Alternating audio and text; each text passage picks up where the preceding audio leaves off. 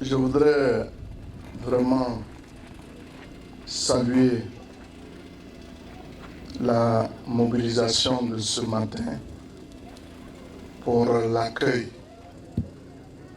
Nous sommes déficitaires dans la production de maïs. Aujourd'hui, nous sommes obligés de faire venir du maïs du Brésil, de l'Argentine et de bien d'autres pays pour constituer d'abord notre propre alimentation et ensuite l'alimentation du bétail.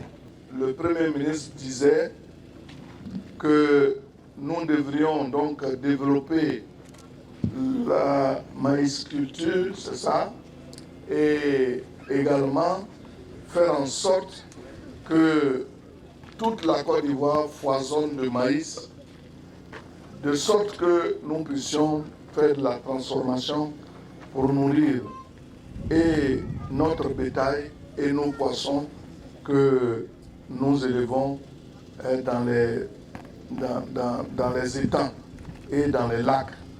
Donc cela veut dire que nous allons veiller à ce que les instructions du Premier ministre Hachi Patrick, qui lui-même a reçu des instructions du président de la République, que ces instructions-là soient suivies à la lettre et qu'au bout de 2 ans, on ne parle plus tellement de pénurie de maïs en Côte d'Ivoire, mais que désormais ce soit l'autosuffisance alimentaire qui soit réalisée. Et le Premier ministre lui-même va venir ici. Je lui ai fait savoir que certainement il viendrait pas à la prochaine récolte, mais quand vous allez planter, que ça va porter donc les épis et qu'à un moment donné, on casse aussi du maïs frais. Parce que ce jour-là, on va brûler du maïs frais pour consommer ici. Voyez-vous, ça, on ne peut pas consommer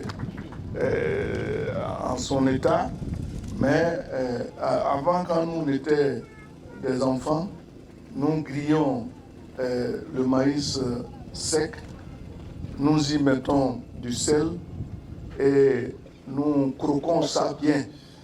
Donc je vais prendre ces maïs-là. Au village aujourd'hui, je vais faire l'expérience de faire griller cela, d'y adjoindre du sel et de croquer. Parce que je ne peux pas manger devant mes enfants.